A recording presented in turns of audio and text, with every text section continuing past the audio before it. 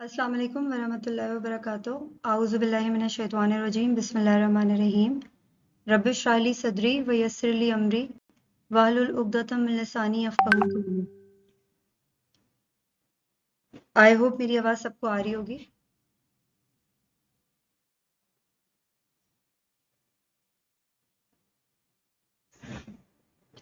जी clear है। Screen share हो रही है?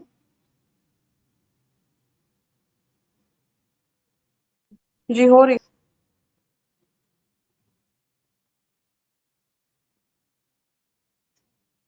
हमने लास्ट वीक जो जिस टॉपिक पे बात की थी वो था मेंटल हेल्थ। मेंटल हेल्थ के ऊपर हमने काफ़ी डिटेल में डिस्कशन की थी। मैं थोड़ा सा आपको रिकैप दे देती हूँ ताकि आपको जो लोग नहीं थे उनको थोड़ा सा ग्लिम्स मिल जाए। But if you want to see the whole session so there would be a link, तो आप उस वहाँ जाके देख सकते हैं। Mental health basically being a human being, हमारी मेंटल हेल्थ का स्ट्रॉन्ग होना बहुत ज़रूरी है, हेल्दी होना बहुत ज़रूरी है। बिकॉज़ जब तक हमारा दिमाग, हमारी सोचें, हमारा रवैया, हमारा कैरेक्टर सही तरह काम नहीं करेंगे, हम ज़िंदगी को ज़िंदगी की तरह नहीं गुजार सकते।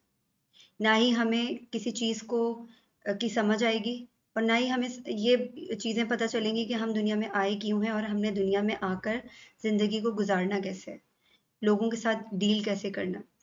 सबसे बेसिक चीज़ ये होती है कि मेंटल हेल्थ हमारे नज़दीक क्या इम्पोर्टेंस रखती है। क्या हम हमें इतनी एजुकेशन है, हमें इतनी अवेयरनेस है कि मेंटल हेल्थ के बारे में हम जानते हैं या नहीं जानते। और अगर नहीं जानते तो हमारी लाइफ में बहुत सारे इश्यूज आ रहे होते हैं, हमें नहीं पता होता, हम फेस करते जा रहे होते हैं, हमारे दिमाग में बहुत सारी चीज़ें चल रही होती हैं मगर हमें नहीं मालूम होती। अगर हमें पता हो, अगर हम अवेयर हों, अगर हम एजुकेट हों और हमें प्रॉपर चीज़ों का पता हो, तो हम उनके साथ प्रॉपरली डील भी कर सकते हैं और उनको ट्रीट भी कर सकते हैं वाइजली।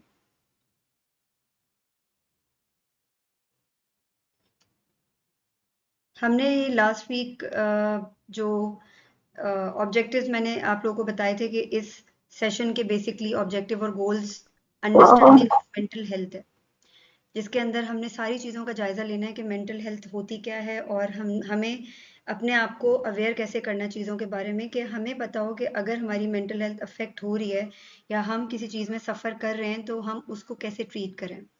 लास्ट सेशन में हमने ये 3 टॉपिक्स कवर किए थे, जिसके अंदर हमने मेंटल हेल्थ के बारे में डिस्कस किया था, कॉमन मेंटल हेल्थ कंडीशंस को डिस्कस किया था और फैक्टर्स डिस्कस किए थे जो मेंटल हेल्थ क्रिएट करते हैं, यानी मेंटल हेल्थ को बैडली अफेक्ट कर रहे होते हैं या बहुत हेल्दी हमारी मेंटल हेल्थ जो है वो एक हेल्दी लेवल पर होती है।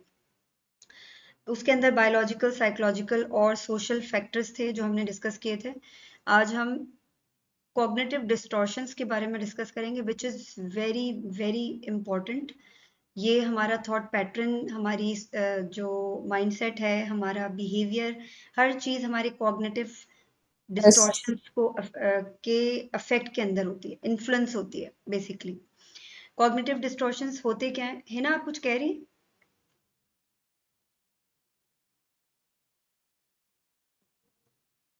मेरी आवाज़ आ रही है? यस आ रही है। ओके। सो कॉग्निटिव डिस्टॉर्शंस जो है ना, वो ऐसी नेगेटिव थिंकिंग या ऐसा माइंडसेट होता है जो हमारे नॉर्मल थिंकिंग पैटर्न को अफेक्ट करता है। इन अप्रोप्रिएटली जब हम सोच रहे होते हैं तो वो बहुत सारे रीजंस हो जाते हैं, उसके उसके पीछे बहुत सारे रीजंस होते हैं जो हमने लास्ट सेशन में डिस्कस किए थे। बायोलॉजिकल रीजंस भी हो सकते हैं, साइकोलॉजिकल भी हो सकते हैं, सोशल भी हो सकते हैं। लेकिन हमें जब अगर पता है ये बात, तो हम फौरन से उसके ऊपर वर्किंग स्टार्ट कर देते हैं। कॉग्निटिव डिस्टॉर्शंस बेसिकली सारी चीज़ों के ऊपर बहुत स्ट्रॉन्ग इफेक्ट डालती है, क्योंकि कॉग्निटिव डिस्टॉर्शंस हमारी थिंकिंग को डायरेक्टली अफेक्ट करती है। वो डिस्टॉर्शंस क्या क्या होती हैं उनके बारे में हम अभी डिस्कस करेंगे। बेसिकली हमारी जो नेगेटिव एक्सपेक्टेशंस और प्रिडिक्शंस होती हैं रिगार्डिंग आवरसेल्व्स और रिगार्डिंग पीपल, दूसरों के बारे में और अपने बारे में, जो हमारी नेगेटिव एक्सपेक्टेशंस होती हैं और प्रिडिक्शंस होती हैं, और हमारी ऐसी सोचें जिनमें हम हेल्पलेस फील करते हैं कि हमारी पावर नहीं, हमारा कंट्रोल नहीं है हमारी सोचों के ऊपर, ऐसी सोचें हमें आ रही होती हैं। इरेशनल बिहेवियर्स और एग्जैजरेट थिंकिंग जो होती है ना, वो सब चीज़ें मिलकर एक कॉग्निटिव डिस्टॉर्शन क्रिएट करती हैं। बेसिकली हम जब ये सोचने लगते हैं ना कि अच्छा ये ऐसा क्यों हो रहा है, हर चीज़ हम नेगेटिव वे से स्टार्ट कर रहे होते हैं। Like you might regular think के no one likes talking to me, कोई मुझसे बात करना पसंद नहीं करता, I am a loser, I won't make any friends, या अपने बारे में कोई एक्सेप्शनली प्रिडिक्ट करना, वो भी नेगेटिव वे में, that is called cognitive distortion. यानी अगर हमें अवेयरनेस है, हमें एजुकेशन है कि कॉग्निटिव डिस्टॉर्शन होता क्या है, तो हम ऑटोमेटिकली जब देखेंगे कि हमारा थॉट पैटर्न इनअप्रोप्रिएटनेस की तरफ जा रहा है, मैं क्या सोच रही हूँ, ये क्यों सोच रही हूँ, ऐसी सोच क्यों आ रही है मेरे माइंड में, तो मैं एकदम से जो है वो फोकस्ड हो जाऊंगी और मैं उसके ऊपर वर्किंग स्टार्ट कर दूंगी कि ये चीजें हो क्यों रही हैं, इसका बैकग्राउंड क्या है, इसके ऊपर मैं वर्किंग करके इसको ठीक कैसे कर सकती हूँ, चीजें खराब क्यों हुई, इन सब क्वेश्चंस के आंसर मैं जाकर ढूंढूंगी, रिसर्च करूंगी, पूछूंगी अपने आसपास जो भी मेरे वेल विशर्स होंगे, या मैं खुद जाके वर्किंग करूंगी। लेकिन अगर मुझे पता ही नहीं है तो फिर मैं सोचती ही रहूंगी, और वो बढ़ते बढ़ते एक बहुत बड़ी बीमारी बन जाएगी, साइकोलॉजिकल इशू बन जाएगा, जिसको डील करना बहुत मुश्किल हो जाएगा, एक्सट्रीम लेवल पे चला जाएगा, क्योंकि मुझे बिगिनिंग में ही नहीं पता चला, due to the lack of awareness and due to the lack of education, के बेसिकली कॉग्निटिव डिस्टॉर्शन होता क्या है, मेंटल हेल्थ को ठीक कैसे रखना है। तो ये बहुत ज़रूरी है कि हम, being a parent, specially being a human being, हमें अपनी मेंटल हेल्थ की अवेयरनेस होनी चाहिए कि मैं अभी इस वक्त इस मौके पर अपनी लाइफ में जो भी सफ़र कर रही हूँ, जो भी चीज़ मेरी लाइफ में गुजर रही है, या वट एवर इट इज़, चाहे मैं हैप्पी लाइफ गुजार रही हूँ या मैं थोड़ी सैडिक लाइफ गुजार रही हूँ, या वट एवर इट इज़, कोई भी इशू हो सकता है, तो क्या मेरी सोचने का तरीका, मेरा बिहेवियर, मेरा रिएक्शन, मेरे एक्सप्रेशंस, ये सब अप्रोप्रिएट हैं, क्या मैं ठीक से सोच रही हूँ, मेरा थॉट पैटर्न जो है वो इनअप्रोप्रिएट तो नहीं है, वो गलत तो नहीं सोच रहा। तो ये बहुत ज़रूरी है कि मेंटल हेल्थ को हेल्दी रखने के लिए इन चीज़ों पे डेली बेसिस पे, रेगुलर बेसिस पे काम किया जाए। इसके ऊपर, इसमें हम सबसे पहले साइंस और सिम्टम्स के बारे में डिस्कस करेंगे कि कॉग्निटिव डिस्टॉर्शन के अंदर हम जब अपने आप को एजुकेट करने की कोशिश करते हैं तो हमें किन चीज़ों का ख्याल रखना चाहिए कि हम एकदम से अलार्मिंग हो जाएं कि अच्छा ये there might be something at the bottom, यानी मेरे माइंड में ये चीज़ें शुरू हो गई हैं, क्यों हुई हैं, इसका रीज़न क्या है। तो इसके अंदर ये वाली सारी साइंस और सिम्टम्स आते हैं। First one is catastrophising. अच्छा, कैटास्ट्रोफाइजिंग क्या होता है? कैटास्ट्रोफाइजिंग होता है कि मैंने बहुत चीज़ों को डिफरेंटली सोचना शुरू कर दिया है। लाइक फॉर इंस्टेंस आप ये कह सकते हैं कि मिसाल के तौर पर, मैं कोई भी सिचुएशन है, ठीक है, कोई भी सिचुएशन है, उसको मैं पहले से ही उसके बारे में मैं बुरा सोच लेती हूँ। Like for instance you can से कि कोई भी ऐसी, इवन कि ऐसी कोई सिचुएशन के अंदर कोई नेगेटिविटी नहीं है, पॉजिटिव सिचुएशन है, मगर मैं कोई भी थ्रेटनिंग इसका आउटकम सोच लेती हूँ, या मैं सोच लेती हूँ, पहले से खुद से अज्यूम कर लेती हूँ कि अच्छा ये जो है ना इस तरीके से होगा। Like for instance you can say what if I say no and she hates me, अगर मैंने उसको ना कह दिया उसकी बात पर तो वो मुझसे नफरत ना करने लग जाए। अगर मेरे दिल में हल्का हल्का दर्द हो रहा है तो ज़रूरी नहीं है कि मुझे हार्ट अटैक हो, बट मैं ये फील करना शुरू हो जाऊंगी कि कहीं ये हार्ट अटैक तो नहीं है, मुझे अटैक तो नहीं हो गया। तो ये सारी चीज़ें कैटास्ट्रोफाइजिंग में आती हैं कि मैंने पहले से ही वर्स्ट आउटकम सोच लिया, रादर देन दैट के अच्छा सोचूं, उसके बजाय मैंने बुरा सोचना शुरू कर दिया कि अच्छा ये जो है ना ये इस वजह से है। अगर जो है मेरा बेटा कार लाइक उसका मेरे बेटे का या किसी का भी, किसी भी रिलेटिव का कार एक्सीडेंट हो जाता है तो क्या होगा? That's why he is not picking up my call. Like I am assuming कि अगर कोई फोन नहीं उठा रहा and he might be on the way, तो हो सकता है कि उसका एक्सीडेंट हो गया। इस तरह की सोच अगर आपको आ रही है, आपको लग रहा है कि ये frequently you are thinking in this way, so it means that there might be a cognitive distortion started creating in your head. Start thinking about that कि ये गलत सोच है, catastrophizing कहते हैं इसको. Next one is mental filtering. Mental filtering क्या होती है? यानी हमने एक नेगेटिव सिचुएशन हमारे ऊपर से गुजरी है, ठीक है, और हम बस उसी के ऊपर फिक्सेट हो गए. Like for instance you can से कि मेरी किसी से मीटिंग हुई है और वो मीटिंग ऑल द वे बहुत अच्छी गई है, बट पूरी मीटिंग के अंदर सिर्फ एक वक्त ऐसा हुआ कि कुछ एम्बैरेसिंग हो गया. उस चीज के अंदर मैं फिक्सेट हो गई हूँ, बस मैं उसी को लेकर बैठी हुई हूँ. मुझे कुछ नहीं समझ आ रहा कि मीटिंग जो है वो बहुत अच्छी हुई है, उसका बहुत अच्छा रिजल्ट निकल सकता है. मैं कुछ भी नहीं सोच रही, मैं बस उसी एक मोमेंट के अंदर फिक्सेट हो गई हूँ और उसी के बारे में सोचे जा रही हूँ. तो उससे क्या होता है, उससे क्या मैं अपनी पूरी रेपुटेशन खराब कर रही हूँ, मैं अपनी पूरी परफॉर्मेंस खराब कर रही हूँ, क्योंकि मैं मेंटली अपसेट हो गई हूँ. इसके अलावा और भी बहुत सारी पोजीशंस, बहुत सारी एग्जांपल्स हो सकती हैं. लाइक मैं कोई हमारे घर में गेस्ट आते हैं और वो गेस्ट ऐसे हैं कि जो फॉर इंस्टेंस मेरे बेटे के ऑफिस के गेस्ट्स हैं और मेरे बेटे का प्रमोशन हो सकता है मिसाल के तौर पे. लेकिन अगर वो खुश नहीं होकर गए, उनकी अच्छी खातिर मदारत नहीं हुई, तो डेफिनेटली उसके प्रमोशन में कोई फर्क आ सकता है. तो पूरा सब कुछ सिनेरियो ठीक गया, बट एक छोटा सा कुछ चम्मच कांटा गंदा हो गया या कुछ इस तरह की चीज हो गई, तो आप वहीं पर फिक्सेट हो गए. उसके बाद फिक्सेट होने का क्या नुकसान होता है कि आपका दिमाग सही से काम नहीं करता. फिर आप पूरी सिचुएशन में उसी बैड मोमेंट के बारे में सोचते रहते हैं और फिर कोई प्रोडक्टिव काम नहीं कर पाते. जंपिंग टू कंक्लूजन्स में क्या होता है कि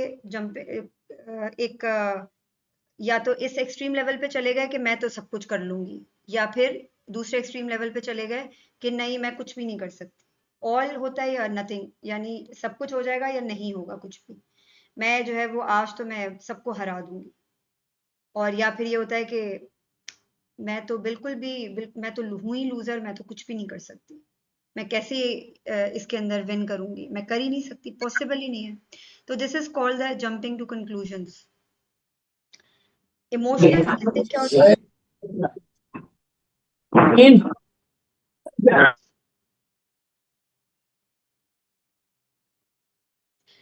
इमोशनल रीजनिंग में क्या होता है? इमोशनल रीजनिंग के अंदर मैं ये सोच रही हूँ, मैं ये अज्यूम कर रही हूँ, अपनी जो मेरी मेंटल स्टेट है, इमोशनल स्टेट है, उसको मैं रिफ्लेक्ट करते हुए रियलिटी जो रियलिस्टिक सिचुएशन है उसको इग्नोर करते हुए, अगर लाइक मैं गिल्टी फील कर रही हूँ किसी चीज के ऊपर, तो मैं क्या सोच रही हूँ कि ठीक है, if I am feeling guilty, so इसका मतलब कि मैंने कुछ गलत किया, मुझसे कुछ गलत हो गया, दैट्स वाई मुझे ये वाइब्स आ रही हैं.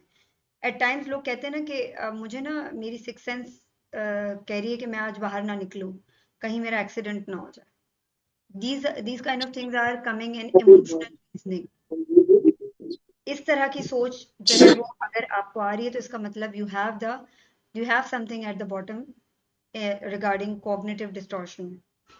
Polarized thinking क्या होती है? Polarized thinking में ये होता है कि हम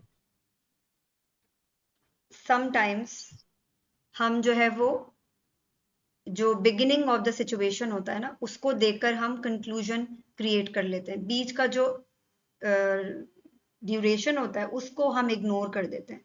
यानी हम पूरे सिनेरियो का जायजा नहीं लेते, बल्कि हम सिर्फ स्टार्टिंग को देखकर फैसला कर लेते हैं. For instance, if I can't complete this task, I might as well quit this job. मैंने पहले से ही अज्यूम कर लिया कि मैं अगर ये टास्क कंप्लीट ना कर पाई, तो मे बी कि मुझे ये जॉब क्विट करनी पड़े. हालांकि ऑल्दो ये ऐसा नहीं हो सकता, नॉट नेसेसरी, बट मैंने क्या किया, मैंने पोलराइज थिंकिंग पैटर्न जो है ना वो अडॉप्ट कर लिया. माइंड रीडिंग तो हर दूसरे शख्स को ये बीमारी है माइंड रीडिंग की, कि यार वो मेरे बारे में बात कर रहा होगा. अज्यूम करना without any reason, without any like general background और सिचुएशन। माइंड रीडिंग कहते हैं इसको, कि हमें क्या पता सामने वाला बंदा जो है वो बैठा हुआ है, वो मे बी उसकी नेचर हो रिजर्व है, वो बात नहीं कर रहा। मैं ये सोच रही हूँ कि he might be thinking about something, किसी ने इससे मेरी बुराई कर दी है, या ये मेरे बारे में ये सोच रहा होगा या वो सोच रहा होगा। ऐसा नहीं होता, एट टाइम्स हमें ऐसा लग रहा होता है। तो this is mind reading. Blaming, sometimes हम किसी और को ब्लेम कर रहे होते हैं और समटाइम्स हम खुद को ब्लेम कर रहे होते हैं। This is called blaming. कोई भी चीज हो जाती है, ये तो मेरी वजह से ही हुआ है, ऐसा तो होता ही, लाइक ये ऐसा ही होता है, जब भी मैं ये काम करती हूँ तो मेरे साथ ये हो जाता है, मेरा प्रॉब्लम है, मैं तुम लोगों के साथ नहीं जाऊंगी क्योंकि मेरे जाने से कोई ना कोई बदमजगी हो जाएगी। ब्लेमिंग, ब्लेमिंग योर सेल्फ और ब्लेमिंग अदर्स, के वो तो है ही ऐसा, इसलिए उसको नहीं इनवाइट करना, क्योंकि वो उसकी वजह से ना कुछ हो जाता है। This is called blaming. Over journalisation, किसी छोटी सी बात को बहुत एग्जैजरेट करके बताना। छोटी सी चीज है, like I am thinking that I lost my house keys. ये मेरी एक आदत है, मैं बहुत ही मेरी मेमोरी थोड़ी शॉर्ट है, तो multiple times it happened to me कि मैं अपने घर की कीज भूल जाती हूँ और फिर चाबी वाले को बुलाना पड़ता है, और ये बहुत दफा हो चुका है। इस पे बहुत बातें भी सुनने को मिलती हैं। तो इससे क्या होता है, at times you start thinking that I eventually ruin everything, because मैं हूं ही ऐसी, मैं ये दिस इज ओवर जर्नलाइजेशन, कि मैंने, अगर मैं ये काम सेंसिबिलिटी से नहीं कर सकती तो I am not sensible enough. मैंने छोटी सी चीज को बेस बना के उसको ओवर जर्नलाइज कर दिया। ये हर चीज आपको इंटर रिलेट लग रही होगी, क्योंकि हर चीज मिक्स एंड मैच है ऑलमोस्ट, सिर्फ थोड़ी थोड़ी चीजों का फर्क है, वरना एक जैसी ही होती हैं कॉग्निटिव डिस्टॉर्शन। सिर्फ आपको ये चेक करना होता है कि आपका thought pattern in appropriate way में चल रहा है। 10 मिनट्स रह गए, आप लोग रीज्वाइन कर लीजिएगा जैसे ही मीटिंग एंड हो।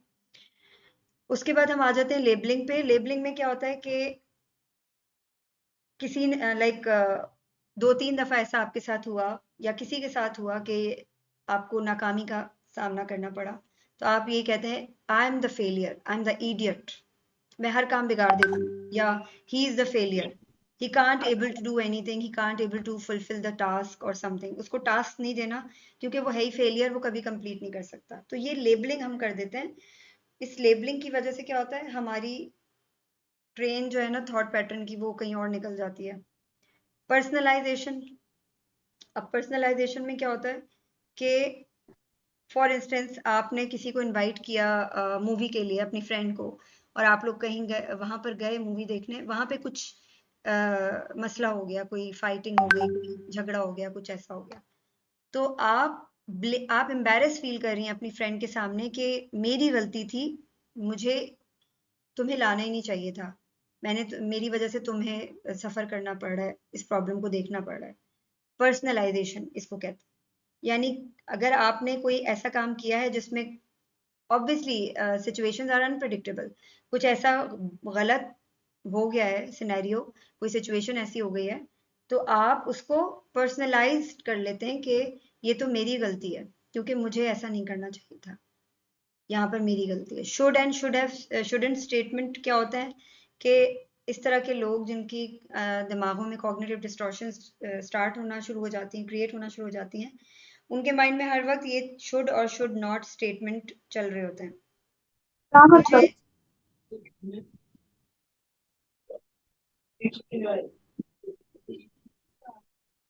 मुझे सही बात करनी चाहिए, वरना मुझे चाहिए कि मैं खामोश रहूं, मुझे जरूरत नहीं है फालतू बात करने की।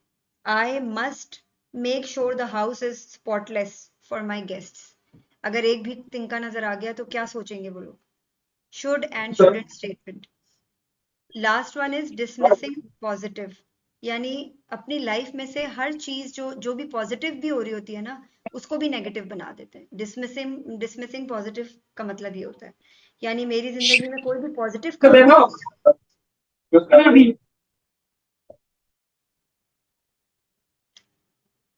अगर लोगों को मेरी गैदरिंग, मेरे फ्रेंड्स को मेरी गैदरिंग अच्छी लगती है, लेकिन एक्सक्यूज मी प्लीज म्यूट कर दीजिए,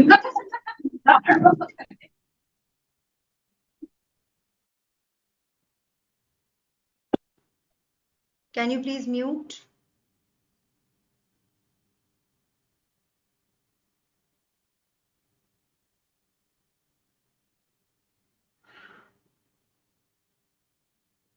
Mitchum, secretary, the company is a different one. Mitchum, you know,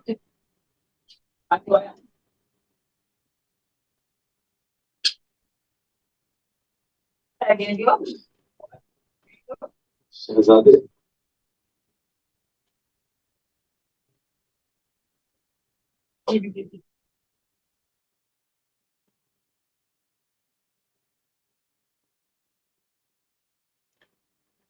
So dismissing positive मैं आपको बता रही थी कि लाइक फॉर इंस्टेंस अगर कुछ अच्छा भी हो रहा है तो उसके लिए भी हम नेगेटिव सोच रहे हैं कि ये वो लोग अच्छे हैं इसलिए वो मुझे पूछ लेते हैं, वरना मैं किसी काबिल नहीं हूँ, मुझे कुछ नहीं आता।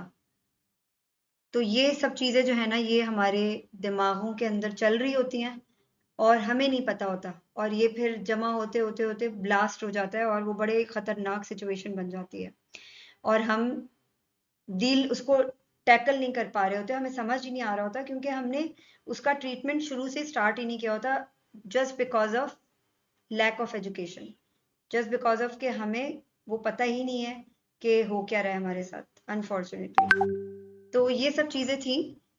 इसके लिए हम टेक्निक्स के ऊपर अब बात करेंगे कि कौन सी ऐसी टेक्निक्स हैं जिनकी वजह से हम अपनी मेंटल हेल्थ को हेल्दी रख सकते हैं, उसको अपनी डेली लाइफ में इम्पैक्ट उसका क्या है हमारी डेली लाइफ में, और उसको हम प्रमोट कैसे कर सकते हैं, उसके ज़रिए हम अपनी वेल बीइंग और मेंटल हेल्थ को एक प्रॉपर अप्रोप्रिएट वे में लेकर कैसे चल सकते हैं।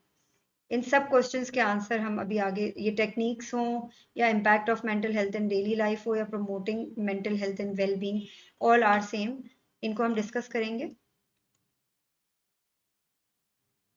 सबसे पहले तो अवेयरनेस एंड रिकग्निशन है। अच्छा, टेक्निक्स जो है ना वो थोड़ा आपको अंडरस्टैंडिंग करने में थोड़ा डिफिकल्ट होगा, इस वजह से I will tell you the tips, practical tips which leads to healthier thought pattern and improved emotional well-being, जो आपको easily understandable होगी आप लोगों के लिए। मैं सिर्फ टेक्निक्स को थोड़ा सा एक ग्लिम्स में गो थ्रू कर देती हूँ, फिर हम टिप्स को डिटेल में डिस्कस करते हैं। अच्छा, अवेयरनेस और रिकग्निशन के अंदर माइंडफुलनेस आ जाती है और जर्नलिंग आ जाती है, इसको मैं आगे डिस्कस करती हूँ। ये चीज़ें, माइंडफुलनेस का मतलब होता है हम कोई भी काम कर रहे हैं अपनी ज़िंदगी में, खाना भी खा रहे हैं, खाना खा रही हूँ मैं, या मैं खाना पका रही हूँ, या मैं बैठी हुई हूँ मुंह पर हाथ रखकर और कुछ सोच रही हूँ, मैं कोई भी काम कर रही हूँ, मैं अपने दिमाग को माइंडफुल होकर माइंडफुली मैं उस चीज़ के ऊपर काम करूँ। यानी अगर मैं खाना खा रही हूँ और मेरे मुंह में बाइट है और मैं उसको च्यू कर रही हूँ, तो मैं उसको फील करूँ। माइंडफुलनेस का मतलब होता है आपने अपने बॉडी की सेंसेशंस को फील करना होता है। This is a very good like technique to reduce your stress from your body.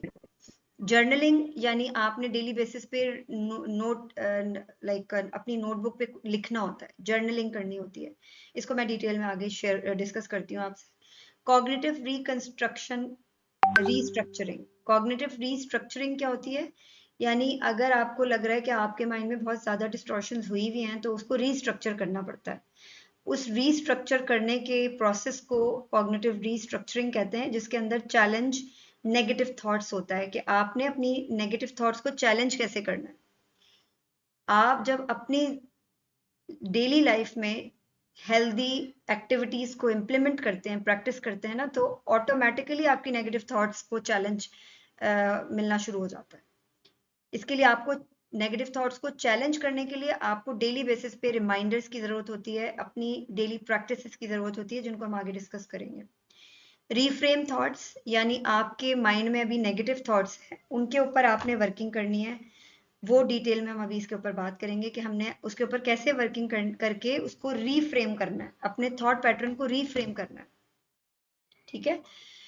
Behavioural activation, उसके अंदर क्या होता है? एंगेज इन पॉजिटिव एक्टिविटीज, यानी हमारे हमारे बिहेवियर्स जो है ना उनका हमारे कॉग्निटिव डिस्टॉर्शंस के ऊपर बड़ा अफेक्ट होता है। अगर हम अपने आप को अवेयर रखें कि हमारा बिहेवियर किस तरफ जा रहा है हमारी थॉट पैटर्न की वजह से, तो हम अपने आप को एक हेल्दी पॉजिटिव एक्टिविटी या एक्टिविटीज के अंदर एंगेज करने की कोशिश करते हैं इंटेंशनली, पर्पसफुली, तो उसको रेगुलर बेसिस पे हम प्रैक्टिस करने की कोशिश करते हैं, उसको बिहेवियरल एक्टिवेशन कहते हैं। उसके अंदर सेट रियलिस्टिक गोल्स भी आता है, जो डेली बेसिस पे हमने गोल्स सेट किए होते हैं अपनी लाइफ के लिए।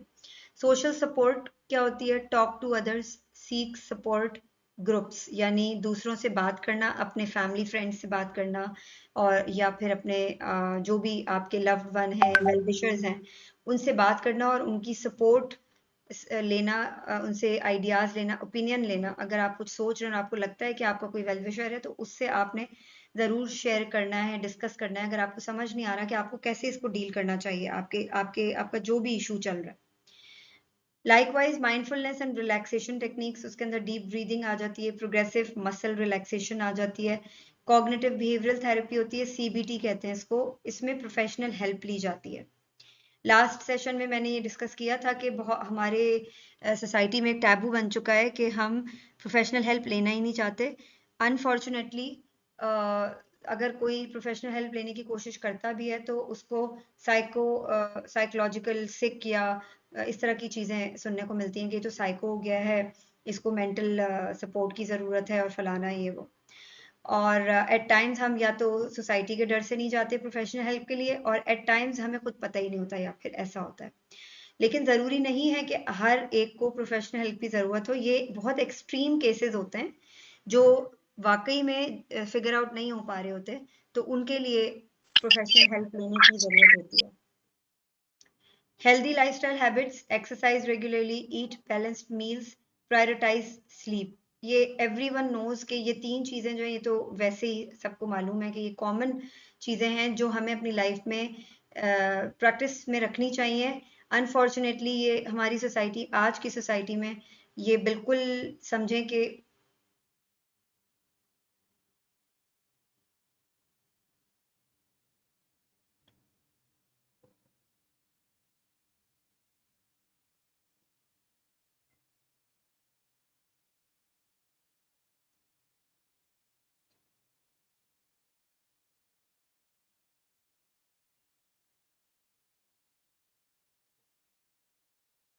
जी।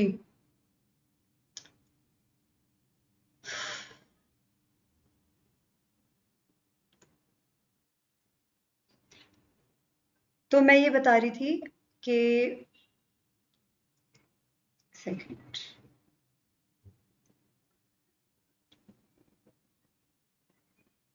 कि हमारी आज की सोसाइटी में हेल्दी लाइफस्टाइल हैबिट्स के लिए हर कोई सफ़र कर रहा है, कोई स्ट्रगल कर रहा है, कोई नहीं कर रहा, कोई इनकंसिस्टेंटली कोशिश में लगा हुआ है और कोई कंसिस्टेंटली कामयाब भी हो गया है।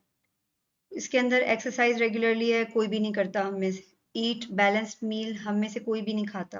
प्रायोरिटाइज स्लीप, कोई भी प्रॉपर स्लीप नहीं लेता। जो एक स्लीप का एक टाइम है, उस टाइम पे हम सोते नहीं हैं, हम उस टाइम के ऑपोजिट जाकर सोते हैं। तो जब हम हर चीज़ आगे पीछे हो रही होती है ना, हेल्थ फिजिकली भी और मेंटली भी, तो ऑटोमेटिकली चीज़ें खराब होना शुरू हो जाती हैं।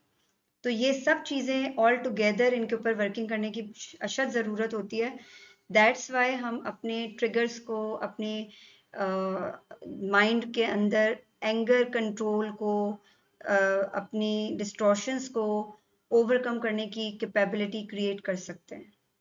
बट अनफॉर्चुनेटली हम ना एक्सरसाइज करते हैं, ना हम बैलेंस्ड मील लेते हैं, और ना ही हम प्रॉपर स्लीप लेते हैं। हमारे नबी सल्लल्लाहु अलैहि वसल्लम का फरमान है ना कि इशा के बाद, इशा की नमाज के फौरन बाद आप सो जाएं। वो जो इशा की नमाज के बाद के 2 घंटे हैं, उस 2 घंटे की नींद जो है ना, वो आपके दिन के 4-6 घंटे की नींद के बराबर है। तो ज़ाहिर है अल्लाह ताला ने रात सोने के लिए बनाई है और दिन जागने के लिए, मगर अनफॉर्चुनेटली अब ऐसा हो गया कि लोग, इवन बहुत से लोग नाइट जॉब्स कर रहे होते हैं। तो हम नेचर के खिलाफ जब चलना शुरू होते हैं, तो ऑटोमेटिकली चीज़ें ख़राब होना शुरू हो जाती हैं। हमारे जब कॉग्निटिव डिस्टॉर्शंस क्रिएट हो रहे होते हैं, हमारे माइंड में ट्रिगर्स चल रहे होते हैं, टेंशन्स क्रिएट हो रही होती हैं, मेंटल हेल्थ कंप्लीटली डेवस्टेटेड हो गई होती है, तो हमें समझ नहीं आ रहा होता कि हम क्या करें। तो इवेंचुअली क्या होता है, हम अपने बच्चों के साथ फ्रस्ट्रेटेड हो जाते हैं, स्ट्रेस हमारा बच्चों के ऊपर निकलना शुरू हो जाता है। अभी हम पेरेंटिंग के ऊपर नहीं आए हैं, but eventually being a human being, अगर हमें अपनी मेंटल हेल्थ को सही नहीं करना आ रहा तो हम किसी और की भी नहीं कर सकते। एक इंसान का बच्चा पालना तो फिर दूर की बात है।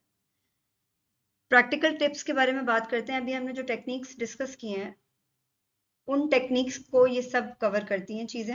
इनको मैं थोड़ा सा थॉरोली डिस्कस करूंगी ताकि आप लोगों को समझ में आ जाए कि आपने डेली लाइफ में, डेली रूटीन में इन चीज़ों को लेकर कैसे चलना है। और वाकई अगर हम विलिंग हैं कि हमें वो ट्रिगर्स तंग ना करें, वो ट्रिगर्स ऐसे होते हैं जो हमें डेली लाइफ में मिल रहे होते हैं। किसी को अपनी सास की बातें बुरी लग रही होती हैं, किसी को उसकी फ्रेंड ने टॉन्ट कर दिया होता है तो वो ट्रिगर कर रहा होता है, वो उसको माइंड में लगा हुआ होता है, मतलब एक एक आवाज़ ना बार बार गूंज रही होती है। इस तरह की चीज़ें बहुत होती हैं हमारी लाइफ में, अनफॉर्चुनेटली। तो वो क्या होता है कि फिर वो ट्रिगर बढ़ते बढ़ते बढ़ते बढ़ते कहीं से कहीं पहुंच जाता है। ये बहुत ज़रूरी है कि डेली बेसिस पे आपने सेल्फ अवेयर रहना है। हम अभी जो प्रैक्टिकल टिप्स जो हेल्दी थॉट पैटर्न को इम्प्रूव करने में, इमोशनल वेलबींग को इम्प्रूव करने में लीड करती है ना, इनके ऊपर हमारा डेली वर्क, डेली प्रैक्टिस बहुत ज़रूरी है। इसको बहुत गौर से सुनिएगा। लेकिन सेल्फ अवेयरनेस क्या होती है? सेल्फ अवेयरनेस का मतलब ये होता है किसी चीज़ से हम तो कहते हैं ना, अवेयरनेस का मतलब है किसी चीज़ से अवेयर होना। बेसिकली सेल्फ अवेयरनेस हमारी थॉट्स को आइडेंटिफाई करने का नाम है। यानी मैं डेली बेसिस पे 10 मिनट ऐसे मैंने दिन में निकाले हुए हैं कि मैं उन 10 मिनट में कुछ नहीं करती, बैठ जाती हूँ आइज क्लोज करके, सेल्फ अवेयरनेस के ऊपर काम करती हूँ। सोचती हूँ कि मैं आजकल कर क्या रही हूँ, क्या मेरा बिहेवियर अप्रोप्रिएट है या इनअप्रोप्रिएट, क्या मेरा थॉट पैटर्न ठीक है, क्या मैं कोई गलत चीज़ तो नहीं सोच रही, या कोई ट्रिगर मुझे तंग तो नहीं कर रहा। तो सबसे पहले हमने अपने दिमाग को खंगालना है। सेल्फ अवेयरनेस के अंदर क्या होता है, अपने दिमाग को खंगाल के हमने देखना है कि हमारे थॉट पैटर्न्स, हमारी इमोशंस क्या सही ट्रैक पे चल रही हैं या ट्रैक से उतर गई हैं। आइडेंटिफाई करना बहुत ज़रूरी है उन सोचों को, उस थॉट पैटर्न को जो चल रहा है हमारे दिमाग में। उसके बाद हमने क्या करना है, अगर कोई ऐसी चीज़ है जो डिस्टर्बिंग है तो हमने उसको एग्जामिन करना है, सोचना है उसके बारे में कि क्या ऐसी चीज़ है जो मेरे थॉट पैटर्न को अफेक्ट कर रही है। कोई सिनेरियो है, कोई सिचुएशन है, या कोई ऐसा फ्यूचर फेयर है जो मुझे डरा रहा है। लाइक हम पेरेंट्स एक ही दिन में डर जाते हैं ना, कि specially being a home schooling parent, कि पूरे दिन में अगर बच्चे ने कुछ नहीं किया, प्रोडक्टिव नहीं हो सका कुछ, तो at the end of the day, at time like last moment पे एक फ्रस्ट्रेशन ब्लास्ट होता है, फ्रस्ट्रेटिंग ब्लास्ट होता है, और वो फ्रस्ट्रेशन ऐसे निकल रही होती है। तो वो अगर हम डेली बेसिस पे उस पर वर्किंग करेंगे ना, बिलीव मी, हमारा वो ब्लास्ट आहिस्ता आहिस्ता आहिस्ता आहिस्ता ओवरकम होना शुरू हो जाएगा। उसके लिए हमने सबसे पहले आइडेंटिफाई करना है कि वो थॉट पैटर्न बन क्यों रहा है। उस सिनेरियो को हमने, उस एविडेंस को लेकर आना है, एग्जामिन करना है, और फिर उसके बाद फैक्ट्स और फिगर्स को, फैक्चुअल फिगर्स को देखना है कि क्या मैं सोच रही हूँ जो वो सही है, या ये बस मैं ओवर एग्जैजरेट कर रही हूँ। ठीक है, उसके बाद आपने वो चीज़ों के सोल्यूशन के ऊपर सोचना है कि ऑल्टरनेटिव पर्सपेक्टिव क्या हो सकता है। ऐसा क्या काम मैं करूं कि इस सिचुएशन को एक अपने फॉर में कर सकूं, अपने फेवर में कर सकूं, और मुझे ये ट्रिगर भी ना आए। तो अपने आप से आपने ये प्रोबिंग क्वेश्चंस करने हैं कि क्या ये सोच जो मैं सोच, मतलब मेरे थॉट पैटर्न को कंट्रोल कर रही है, क्या ये फैक्चुअल है या मेरी अजम्पशन है। क्या मैं सिर्फ शैलो होके सोच रही हूँ, इस वजह से ये ऐसा है, एग्जैजरेट कर रही हूँ, या फिर वाकई ये फैक्चुअल है। तो फैक्चुअल है तो इसका सोल्यूशन कैसे निकलेगा। लाइकवाइज और बहुत से क्वेश्चन आप अपने आप से पूछ सकते हैं कि क्या ये थॉट पैटर्न हेल्पफुल रहेगा इस प्रॉब्लम के सोल्यूशन के लिए जो मैं सोचे जा रही हूँ इसके ऊपर। क्या ये मेरी प्रॉब्लम को सॉल्व करने में मेरी मदद करेगा, क्या मुझे इसके बारे में सोचना चाहिए। अगर ये सोचती रही मैं, तो what would be the worst that could happen. अगर मैंने ये ट्रिगर निकाला नहीं अपने माइंड से, तो सबसे बुरा क्या हो सकता है। और मैं कितना फ्रीक्वेंट इस बारे में सोच रही हूँ। तो ये बहुत ज़रूरी है कि आप अपने आप से क्वेश्चनिंग करें। इसको सेल्फ अवेयरनेस प्रोसेस कहते हैं। इसको डेली बेसिस पे करना बहुत ज़रूरी है। सेल्फ एक्चुअलाइजेशन भी बेसिकली आप कह सकते हैं। सेल्फ एक्चुअलाइजेशन में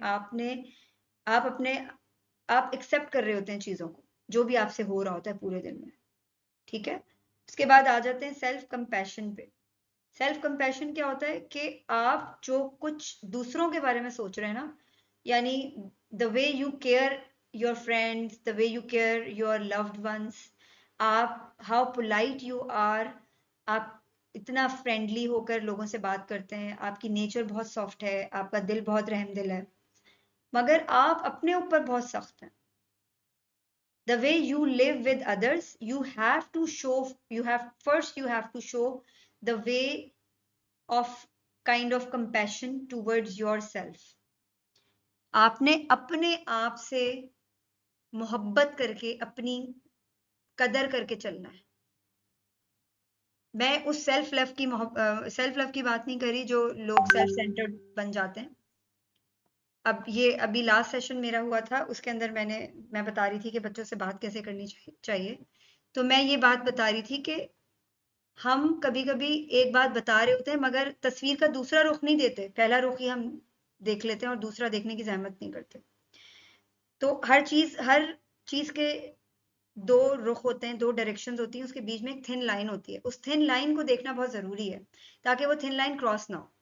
सेल्फ कंपैशन का मतलब सेल्फ लव है, but it doesn't mean self centred person और self love, extreme self love, कि आप अपनी मोहब्बत में मुब्तला हैं और किसी को नहीं देख रहे, किसी को वैल्यू नहीं कर रहे। नहीं, सेल्फ कंपैशन का मतलब होता है अपनी रिस्पेक्ट करें, अपने आप से प्यार करें, अपनी केयर करें। आपकी बॉडी को, आपकी फिजिकल हेल्थ को, आपकी मेंटल हेल्थ को आपकी ज़रूरत है।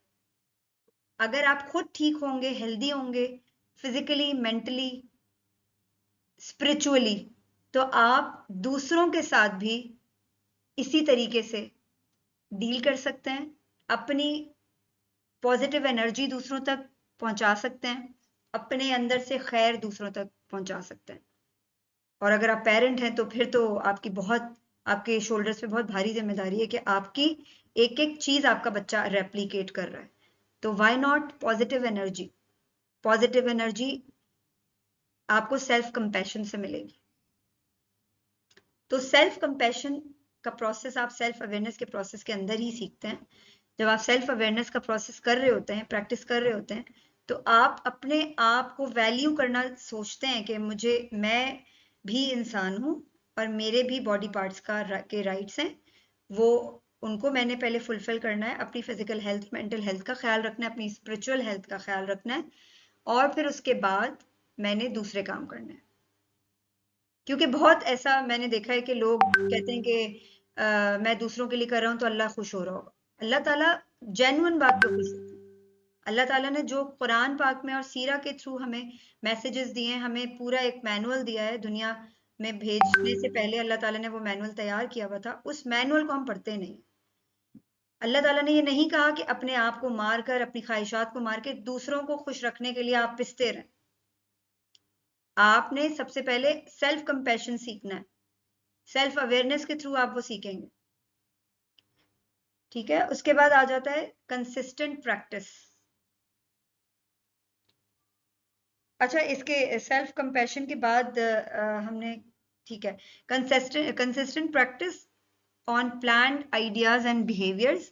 यानी अगर आप जर्नलिंग आपने स्टार्ट कर दी है, आप नोटबुक पे लिखती हैं डेली बेसिस पे, सेल्फ अवेयरनेस का प्रोसेस भी आप रेगुलरली कर रही हैं, रिमाइंडर्स आपने अपने रखे हुए हैं कि अपने ट्रिगर्स को आपने कंट्रोल करके चलना है। आप अवेयर हैं, वेल इक्विप्ड हैं कि आप you are competent enough to deal with your cognitive distortions और other mental health issues या factors जो आपके ऊपर affect हो सकते हैं।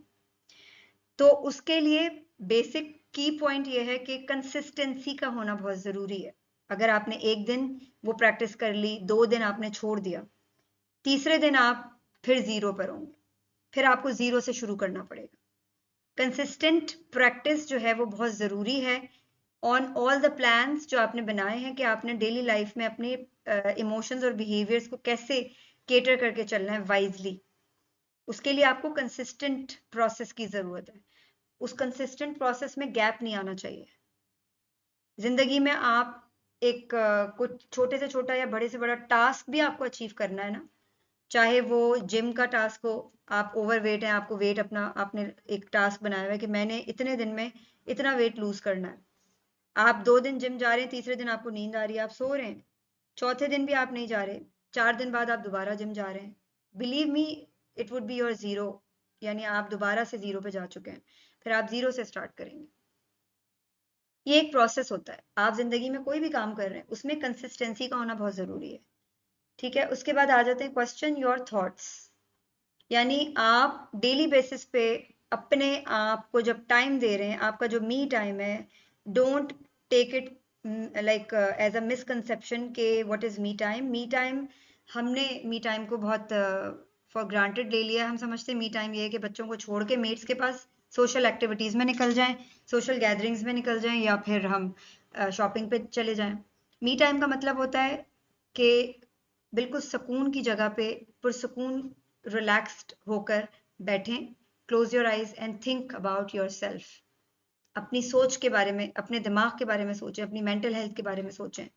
और जैसे अभी हमने ऊपर सेल्फ अवेयरनेस और सेल्फ कंपैशन के बारे में डिस्कस किया था ना, लाइकवाइज आप जो है वो अपने आप से क्वेश्चन कर रहे हैं माइंडफुल होकर कि इस वक्त मैं क्या सोच रही हूँ। माइंडफुलनेस का मतलब है कि आप अपनी सेंसेशंस को फील कर रहे होते हैं, आपकी बॉडी कैसे मूव कर रही है, आपका कौन सा बॉडी पार्ट जो है वो आपको लग रहा है कि पेन हो रहा है वहां पे, या वो प्रॉपर मूव नहीं कर पा रहा, क्यों ऐसा है, क्या रीजन है, क्यों स्ट्रेसफुल, आपका माइंड क्यों स्ट्रेसफुल है, आपकी बॉडी में क्यों रेस्टलेसनेस है। तो ये सब चीजें माइंडफुल होकर समझ में आती हैं। और माइंडफुलनेस जो टेक्निक है वो मेडिटेशन और डीप ब्रीदिंग की वजह के बाद आती है, जो कि आपको हेल्प करती है आपका स्ट्रेस और नेगेटिव थॉट्स रिड्यूस करने में, और आपका फोकस क्रिएट करती है, जो फोकस आपका फोकस वो नेगेटिव थॉट्स के ऊपर दिलाता है कि ये नेगेटिव थॉट है और इसके ऊपर मैंने काम करना है। तो उसी दौरान आप क्वेश्चंस करते हैं अपने आप से, क्वेश्चन योर थॉट्स। जैसे मैंने अभी आपको बताया था कि मैं ऐसा क्यों सोच रही हूँ, क्या ये मेरे लिए हेल्पफुल रहेगा, या आपने प्रोब करना है अपने आप के साथ कि ये ऐसा सोच क्यों रही हूँ मैं, आखिर चक्कर क्या है, चल क्या रहा है मेरे दिमाग। अनफॉर्चुनेटली इतनी नफसा नफसी हो गई है, हमारे रूटीन इतने टफ हो गए हैं कि हमारे पास इतनी फुर्सत ही नहीं है कि हम बैठकर सोचे ही नहीं कि हमारे दिमाग में चल क्या रहा है। हमें पता भी नहीं होता कभी कभी कि हमें कौन कौन से ट्रिगर्स तंग कर रहे होते हैं। बस हम गुस्सा करे जा रहे होते हैं अपने बच्चों पे, फ्रस्ट्रेट हो रहे होते हैं अपने अपने दूसरे रिलेशनशिप्स के साथ, और हमें समझ नहीं आ रहा होता कि हो क्यों रहा है, क्योंकि हम अपने आप को टाइम नहीं दे रहे होते और हम अपने आप पे अपने ट्रिगर्स के ऊपर काम नहीं कर रहे होते। इवन हमें पता ही नहीं होता कि हमारे माइंड में कुछ ट्रिगर्स भी हैं जो हमें तंग कर रहे हैं। उसी ट्रिगर्स के तंग होने की वजह से फ्रस्ट्रेशन और स्ट्रेस क्रिएट होना शुरू हो जाता है। ठीक है, उसके बाद है keep a thought journal. As I told you earlier के जर्नल बनाएं डेली बेसिस पे, डेली डायरी लिखें या आप कोई नोटबुक बना लें जिसके अंदर आपने लिखना है कि आपका जर्नी कैसे शुरू हुआ मेंटल हेल्थ को ओवरकम करने के लिए। आप वो लिख सकते हैं आप, या फिर डेली बेसिस पे आप अपना ऑल डे लॉन्ग जो आपने कैसे गुजारा है, गुड डीड्स क्या की, बैड डीड्स क्या थी, बच्चों पे कैसे फ्रस्ट्रेशन निकली, या बच्चों के साथ कैसे आपने एक friend as a friend enjoy किया, जो भी चीज़ है वो आप जब लिखेंगी पॉइंट्स में तो आपको पता चलेगा कि कितना कथारसिस होता है इससे। Use a positive affirmation gratitude practice. ये एक बहुत ज़बरदस्त टेक्निक है जो हम अपनी लाइफ में डेली बेसिस पे अगर प्रैक्टिस करें ना, तो हम कभी भी नहीं नाशुक्रापन कर सकते, क्योंकि हम ये जो सोचते रहते हैं कि ये मेरे साथ ही क्यों हो रहा है, और मेरे पास ये सब नहीं है, उसके पास ये है, हम दूसरों के बारे में अक्सर सोच रहे होते हैं। तो अफर्मेशन और ग्रेटिट्यूड का मतलब ये होता है कि आपने बैठकर सोचना है how much you are blessed, आपके पास क्या ऐसा है जो दूसरों के पास नहीं है। आप अगर ग्रैटिट्यूड शो करेंगे तो बिलीव मी आपको देख के आपका बच्चा भी ग्रैटिट्यूड शो करेगा। इसकी आसान सी तरकीब यह है कि सुबह में फजर के टाइम उठकर आप शीशे के सामने खड़े होके आप अपने चेहरे को देखें और देखना शुरू करें। आप बिलीव में आप थक जाएंगे, आपकी काउंटिंग खत्म नहीं होगी। अल्लाह की इतनी ब्लेसिंग्स आपको मिली हुई हैं जिनके बारे में हम सोचते तक नहीं। तो सुबह में उठकर आप डेली अगर डायरी पे 10 ब्लेसिंग्स लिखना शुरू करें, ग्रैटिट्यूड अफर्मेशन ऑटोमेटिकली हो जाएगी। आपको पता चलेगा, रियलाइजेशन होगी कि ये चीजें अल्लाह ताला ने मुझे दी हैं, और अगर इसके बगैर मैं होती तो क्या होता मेरा। मिरर के सामने आप खड़े होकर देख सकती हैं कि अल्लाह ने आपको इतनी प्यारी आंखें दी हैं जिनसे आप पूरी दुनिया को देख सकते हैं, इतने सारे काम कर सकते हैं। अल्लाह ने इतने कलर्स दुनिया में बनाए, इतनी इतनी खूबसूरत चीजें बनाई। अल्लाह ताला ने आपको बोलने के लिए जबान दी है, चखने के लिए जबान दी है, बोलने की एक कुव्वत गोयाई दी है जिससे आप बोलते हैं। आपकी आवाज इतनी खूबसूरत है, आपको इतना अल्लाह ने विजडम दिया है, आपका दिमाग इतना तेज है। शीशे में देखकर ही आपको हजारों की तादाद में ब्लेसिंग्स अल्लाह की नजर आ जाएंगी। तो आप ग्रैटिट्यूड शो करें, अल्लाह का लाख लाख शुक्र अदा करें कि या अल्लाह तेरा लाख लाख शुक्र है कि तूने मुझे इतनी प्यारी आंखें दी कि मैं उनसे देख सकती हूँ। रोज सुबह उठकर मैं अपना चेहरा शीशे में देख सकती हूँ, मैं तेरी बनाई हुई दुनिया को देख सकती हूँ, तेरी बनाई हुई नेमतों को देख सकती हूँ। अपने मुंह से ये एफर्मेशन सेंटेंसेस अदा करें, ग्रैटिट्यूड वाले सेंटेंसेस बोलें, अपने बच्चों से बात करें। आपके बच्चे बिलीव मी वो ऑटोमेटिकली उनके अंदर ये ग्रैटिट्यूड डेवलप हो जाएगा। लिमिट रूमिनेशन, ये क्या होता है? लिमिट रूमिनेशन जो है वो एक रिपीटेटिव और एक पैसिव फोकस होता है। यानी वो फोकस जो आप रेगुलर बेसिस पे कर रहे होते हैं पैसिव रहकर अपनी नेगेटिव थॉट्स के ऊपर। ये जब आप रूमिनेशन को लिमिट करते हैं ना, तो ये आपकी मेंटल हेल्थ को इम्प्रूव करता है, आपकी वेलबींग को इम्प्रूव करता है, और आप पैसिव रहकर नेगेटिव थॉट्स के ऊपर वर्किंग करते रहते हैं। इसका प्रोसेस क्या होता है? सबसे पहले तो आप माइंडफुलनेस की प्रैक्टिस आपने करनी है, डीप ब्रीदिंग करनी है, जैसे मैंने अभी बताया था आपको मेडिटेशन करनी है। उसके अलावा वो एक्टिविटीज ढूंढनी है जो प्रोडक्टिव है डेली बेसिस पे। हॉबीज हो गई, आप अपनी लाइफ को प्रोडक्टिवली कैसे एंगेज कर सकते हैं उसके बारे में आपने सोचना है कि पूरे दिन में मैंने फारिग नहीं बैठना। अगर मैं फारिग बैठी तो मैं फिर कोई ड्रामे देख रही होंगी, या मैं कोई फालतू की चीज सोच रही होंगी, या मैं किसी की वो किसी दूसरे तीसरे शख्स की बात सोच रही होंगी, उसके बारे में सोच रही होंगी। इसके बजाय मैंने एक अपना टाइम टेबल बनाया हुआ है, स्केड्यूल बनाया हुआ है to get myself engage productively.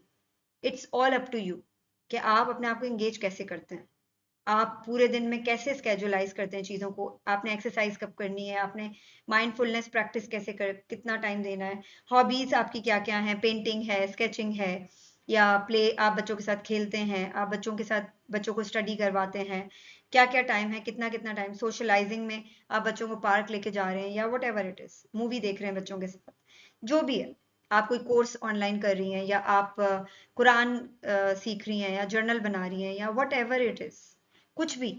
लेकिन अगर आपने अपने पूरे दिन को प्रोडक्टिव रखा हुआ है, किचन का कितना काम है, कितना टाइम मैंने किचन में स्पेंड करना है, कितना टाइम मैंने ग्रोसरी लाने में स्पेंड करना है, ये सब चीजें आप अगर प्रॉपर एक स्केड्यूल के थ्रू अपने आप को रिमाइंड करवाएंगी तो ऑटोमेटिकली आपका दिन बहुत प्रोडक्टिव गुजरेगा, इंगेज गुजरेगा। सबसे बड़ी चीज ये, जब आप इंगेज रहेंगी, आपको एक सेकंड की भी फुर्सत नहीं मिलेगी, तो बिलीव मी आपके दिमाग में कोई फालतू सोच भी नहीं आएगी। उसके बाद उसके अलावा हम इस प्रोसेस के अंदर टाइम लिमिट सेट कर रहे होते हैं। जैसे मैंने अभी बताया कि हम आपने टाइम लिमिट सेट करना है कि आप 10 to 15 मिनट्स ये करते हैं, एक्सरसाइज करते हैं, हाफ एन आवर आप कुछ इस तरह की लैंग्वेज इंप्रूवमेंट पे काम कर रहे हैं तो आप लिसनिंग प्रैक्टिस कर रहे हैं, आप बच्चों के साथ 1 घंटा स्पेंड करते हैं डेली, आधा घंटा आप उनके साथ पढ़ाई में स्पेंड करते हैं। चैलेंज नेगेटिव थॉट्स, अगर कोई ऐसी नेगेटिव थॉट है जो आपको तंग कर रही है तो आप उसको चैलेंज कर सकते हैं कि ये फैक्चुअल नहीं है, ये मेरी अजम्पशन है, ओवर जर्नलाइजेशन कर रही हूँ मैं। तो उसको आप लिख सकती हैं, उसको लिखकर नीचे प्रॉब्लम का सलूशन तलाश कर सकती हैं कि मैं इसको प्रॉब्लम सॉल्विंग होकर कैसे सोच सकती हूँ, और उसको लिखकर अपने जर्नल के अंदर नोट डाउन कर सकती हैं ताकि रेगुलर बेसिस पे वो आपको एक एज अ रिमाइंडर उसको देखती रहें। लाइकवाइज इस प्रोसेस के अंदर सेल्फ कंपैशन भी आ जाता है, लिमिट ट्रिगर्स भी आ जाते हैं कि आप ट्रिगर्स को कैसे लिमिटाइज कर सकते हैं। टॉक इट आउट, आप अपनी थॉट्स को शेयर कर सकते हैं। अच्छा, एक टेक्निक होती है साइकोलॉजी में कि if you are feeling suffocated, जैसे एक तंग कमरा होता है, उसके अंदर पूरा सामान भरा हुआ होता है, ठीक है, आप एक ऐसा छोटा सा तंग कमरा इमेजिन करें जिसके अंदर इतनी सी भी हवा नहीं आ रही, इतनी सी भी गुंजाइश नहीं, उसके अंदर कितनी स्मेल होगी आप सोचें, कितना स्टिंकी होगा वो कमरा। उसको क्या कहेंगे? Suffocated air is inside that room. उसको एग्जॉशन चाहिए होगी, एग्जॉस्ट फैन चाहिए होगा या कोई विंडो चाहिए होगी कि वो एग्जॉस्ट उसको मिले। लाइकवाइज हमारा माइंड भी एक कमरा है और उसको एग्जॉशन की जरूरत है। अगर वो भरे जा रहा है, सफोकेट हुआ जा रहा है, तो वो फिर एक ब्लास्ट के सूरत में फटता है। उस ब्लास्ट को जमा करने के बजाय आप अपने दिमाग की खिड़की को खोल के रखें और एग्जॉस्ट करें। अच्छा, उसके अंदर एंगर कंट्रोल भी आ जाता है। एंगर कंट्रोल की एक अलग, इट्स अ सेपरेट टॉपिक, इसके बारे में हम some other time we will discuss about that. मगर उस एग्जॉशन का होना बहुत ज़रूरी है। अगर वो एग्जॉशन नहीं होगी, और वो एग्जॉशन ऐसे हो सकती है कि आप टॉक इट आउट लाउड, आप किसी अपने बिलवेड से बात करें, अपने किसी रिलेशन, जो भी आपकी फ्रेंड, बहन, भाई, माँ बाप, स्पाउस, बच्चे, कोई भी है, आप किसी से भी आप समझते हैं कि आपकी क्लोजनेस है, आप उससे बात करें। वरना आप खुद मिरर टॉक करें। Mirror talk is also another technique in psychology के आप जब मिरर टॉक करते हैं तो there are so many different multiple skills can improve. उसमें एक ये भी चीज है कि आप जब बात कर रहे होते हैं, जब आप बोल लेते हैं ना, तो आपके अंदर की भड़ास निकल जाती है, वो एग्जॉशन, हवा आने लग जाती है। एक रूम मिल जाता है आपके माइंड को जहां से आपको हवा आ रही होती है, आप रिलैक्स फील कर रहे होते हैं। तो वो एग्जॉशन, सोचें कि आपका एग्जॉशन नहीं हो रहा तो आपको कैसे वो एग्जॉशन करना है, उसके लिए रिसर्च करें अगर आपको समझ नहीं आ रहा तो। ठीक है, उसके बाद हम आ जाते हैं फाइंड अ कंफर्टेबल पोजीशन। ये सारी चीजें हो गई हैं। Focus on your breath, start at your feet, ये प्रैक्टिसेस हैं। इसके अंदर एक कॉग्निटिव, नहीं, thought surfing it's a kind of therapy, और वो भी इसी तरह की थेरेपी होती है कि उसके अंदर हम पूरी बॉडी को मूव कर रहे होते हैं, हम स्ट्रेचिंग कर रहे होते हैं, एक्सरसाइजेस कर रहे होते हैं, ये सारी चीजें कर रहे होते हैं। थॉट सर्फिंग के अंदर एक प्रोसेस होता है पूरा, उस प्रोसेस को करने के बाद वो एक एज अ थेरेपी अगर हम उसको प्रैक्टिस करते हैं तो वो बहुत अच्छा इफेक्ट डालती है हमारे बॉडी के अंदर से स्ट्रेस को रिड्यूस करने में। Educate your self about common cognitive distortions. हमें अगर ये बात पता है कि मैं ये सोच रही हूँ तो ये कॉग्निटिव डिस्टॉर्शन है और इसके ऊपर मैंने काम करना है, तो definitely you can do it. Mindful breathing discuss हो चुकी है। बॉडी स्कैन मेडिटेशन क्या होती है? बॉडी स्कैन मेडिटेशन का मतलब ये होता है कि आपने माइंडफुली क्लोज करनी है अपनी आंखें और आपने अपने दिमाग में ये सोच लेकर आनी है कि आप इस वक्त कहाँ बैठी हुई हैं, क्या कर रही हैं, how peaceful you are feeling right now, आपके मसल्स कितने रिलैक्स्ड हैं, आपकी बॉडी वही माइंडफुलनेस के अंदर आपको सेंसेशंस को फील करना है। तो body scan meditation is kind of this. Labelling thoughts हम डिस्कस कर चुके हैं। नॉन जजमेंटल ऑब्जर्वेशन का मतलब ये होता है कि मैं इंसान हूँ, मुझसे गलती हो सकती है। 10 मिनट रह गए हैं, ये बस मैं इसको वाइंड अप करूंगी, ये जैसी मीटिंग एंड हो जाती है तो फिर हम क्यूए सेशन कर लेंगे, है ना? ठीक है।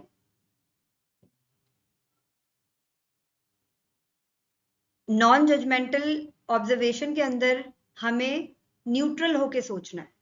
न्यूट्रल का मतलब फैक्ट्स एंड फिगर्स को देखते हुए। ठीक है, मैं इंसान हूं, मुझसे गलती हो सकती है, उसको मैं करेक्ट करने की पोजीशन में हूं, क्योंकि जो शख्स गलती करता है और उसको ये नहीं पता कि मैं गलती कर रहा हूं तो वो एक्सेप्ट भी नहीं कर सकता।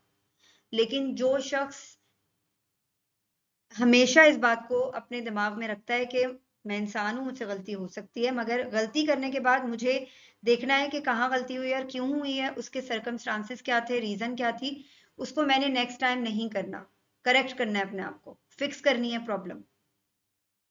बजाय इसके अगर मैं ये सोच रही हूँ कि मुझसे ये गलती हो गई, क्यों हुई, कैसे हुई, आखिर मैंने क्यों की ये गलती, ऐसा हो कैसे सकता है, दिस इज नॉट पॉसिबल, तो ये है जजमेंटल होकर सोचना।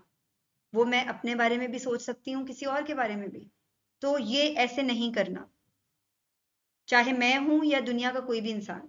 अल्लाह ने इंसान को खता का पुतला बनाया है, गलती हो सकती है, गलती को करेक्ट भी हमने ही करना है। मगर अगर गलती करने के बाद मैं सोचूंगी कि तौबा के दरवाजे बंद हो गए, मैं तो नहीं तौबा कर रही, तो ये इसका मतलब शैतान आपसे खेल रहा है, आपके नफ्स पे उसका कंट्रोल हो चुका है, ठीक है। और कॉग्निटिव डिस्टॉर्शन के थ्रू ही शैतान आपके नफ्स पे काबू करता है। जब कॉग्निटिव डिस्टॉर्शन आपके दिमाग में नेगेटिव थॉट्स पैदा करता है, तो ये आप जजमेंटल होकर सोच रहे होते हैं दूसरों के बारे में और अपने बारे में भी। अच्छा, मुझसे गलती हुई क्यों, आखिर ऐसा क्यों हुआ, मुझे नहीं करना चाहिए था। अपनी जिंदगी से करना चाहिए था वाले लफ्ज निकाल दें। जो चीज होनी होती है वो हो जाती है, लेकिन जब हो जाती है तो उसके ऊपर काम करना होता है, बजाय इसके कि हम रिग्रेट्स में पड़े रहते हैं। हम रिग्रेट्स में पढ़कर अपने मेंटल हेल्थ को तबाह कर देते हैं। थॉट सर्फिंग हमने डिस्कस कर लिया। एक्सेप्टेंस, एक्सेप्ट करें अपनी गलतियों को, एक्सेप्ट करें दूसरों की गलतियों को, कि वो भी इंसान है, उससे भी गलती हो सकती है, कोई बात नहीं, जस्ट ट्राई टू फॉरगिव। अगर उसने तुम्हारा कोई नुकसान कर दिया या मेरा नुकसान कर दिया है, तो और वो शर्मिंदा है, he is apologetic, he is embarrass, और वो उसको कॉम्पनसेट करने पे भी तैयार है, तो what's a big deal, accept it. Acceptance हर तरह से होनी चाहिए, ठीक है। उसके बाद है कॉग्निटिव डिफ्यूजन। कॉग्निटिव डिफ्यूजन भी एक टेक्निक है जिसको ACT कहते हैं, यानी एक्सेप्टेंस एंड कमिटमेंट थेरेपी, जो कि आपके दिमाग से नेगेटिव थॉट्स को निकालने में, आपके दिमाग के अंदर चलने वाली ट्रिगर्स को रिड्यूस करने में आपको हेल्प करता है। उसके लिए आपको क्या करना होता है, आपको अपनी थॉट्स को ऑब्जर्व करना होता है। देखिए, हर चीज मिलती जुलती है, मगर क्या है, हर चीज का प्रोसेस अलग है। आपने पहले तो फिगर आउट करना है कि आपका प्रॉब्लम क्या है। आप क्या इतने सारे जो मैंने साइंस और सिम्टम्स आपसे शेयर किए हैं, उसके अंदर में से कौन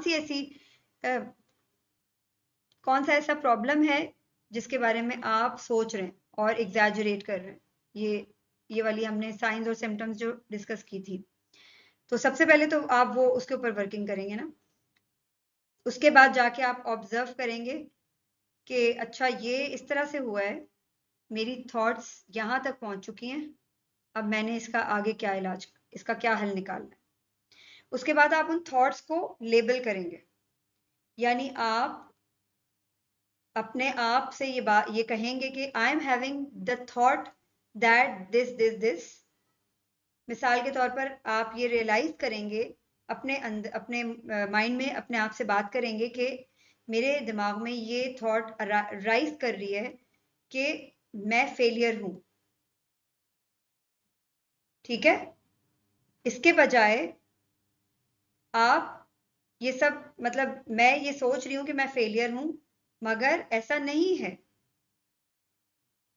क्या है ऐसा, तो उसके लिए आप न्यूट्रल होकर फैक्ट्स एंड फिगर्स देखेंगे। उसके बाद आप उस नेगेटिव थॉट को उसके ऊपर एक स्टोरी इमेजिन करेंगी, क्रिएट करेंगी, सोचेंगी कि अगर इस तरह की थॉट के ऊपर स्टोरी बनाई जाए तो उसका क्या नाम होगा। इससे क्या होगा, आपकी थॉट, जो नेगेटिव थॉट है, वो एक्नॉलेज होगी, आपके अंदर एक एक्सेप्टेंस का जो बिहेवियर है ना, उसके थ्रू आप एक्नॉलेज कर रहे होंगे अपनी थॉट को। और जब हम एक्नॉलेज कर रहे होते हैं तो फिर हम उसके ऊपर वर्किंग स्टार्ट करते हैं फॉर द सोल्यूशन। उसके बाद आप उस इमेज को विजुअलाइज करें, और अगर आप बना सकते हैं तो आप उस थॉट के इमेज को पेपर पे ड्रॉ करने की कोशिश करें।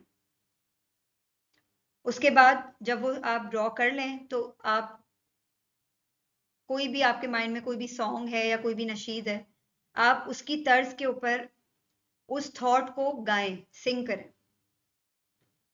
और थोड़ा स्लो करके उसको रिपीट करें। उसके बाद सिली वॉइसेस निकालें।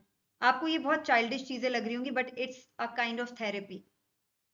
It's a kind of therapy और दिस थेरेपी वर्क्स। ठीक है, तो ये सारी चीजें हैं। इसके इन सब चीजों के ऊपर काम करने के बाद कोई ये नहीं कह सकता कि मेरी मेंटल हेल्थ अपसेट है। ठीक है, तो हमें सबसे पहले अपनी मेंटल हेल्थ का ख्याल करना है। अपना एक स्केड्यूल बनाएं, टेक योर नोटबुक, और उस नोटबुक को पर्टिकुलरली अपनी सेल्फ अवेयरनेस के ऊपर रखें कि आपने डेली बेसिस पे अपने आप को सेल्फ प्रोडक्टिव वे में कैसे लेकर चलना है, अपनी लाइफ को इंगेज कैसे करना है। जज़ाकल्लाह खैर। अभी सेशन एंड होने वाला है ना? जी माशाल्लाह, बहुत अच्छे तरीके से आपने सारा एक्सप्लेन किया। यहाँ पे हमारे साथ ऑडियंस में कोई भी कोई क्वेश्चन है, कोई फीडबैक है तो दे सकते हैं।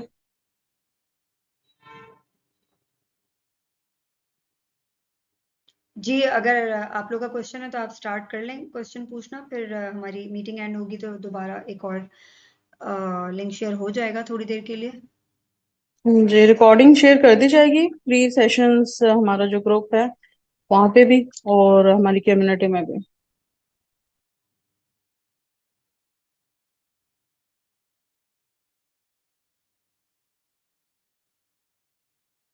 ठीक है सुमेरा, इंशाल्लाह फिर मीटिंग एंड करते हैं। ठीक है, किसी का और कोई बहुत क्वेश्चन नहीं? शुक्रिया आपने, जी आपने ये पेरेंटिंग पे जो जी, सेशन अस्सलाम दिए वालेकुम। बहुत ही हेल्पफुल थे। जी, वालेकुम अस्सलाम अस्सलाम। वालेकुम। जज़ाकल्लाह खैर सुमैया। बहुत अच्छा था और बहुत कुछ सीखने को मिला।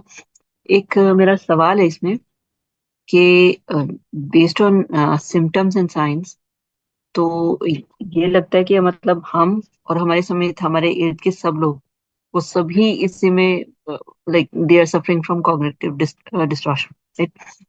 अब उसमें हमने अपने आप को सॉर्ट आउट करना है कि हम खुद को कैसे बेहतर बना सकते हैं, राइट? तो एग्जैक्टली। उसमें मुझे जो एक चीज समझनी थी वो ये कि एक तो माइंड रीडिंग और ब्लेमिंग और लेबलिंग, क्या आपको समझ नहीं आई है? मतलब मा- एक जैसी लग रही है, बिल्कुल एक जैसी लग रही है कि माइंड रीडिंग, ब्लेमिंग और लेबलिंग जो है कि ये हम हमेशा दूसरे की तरफ कर रहे होते हैं। लेकिन एग्जैक्टली। इसको अपने, जी जी, इसको हम अपने ऊपर कैसे अप्लाई करके और फिर इससे निकल सकते हैं? क्योंकि I feel like if you fall in a pit then you don't find anything around to get out of it. तो मुझे ये इस तरह की चीज लगती है कि इससे फिर निकलें कैसे हम।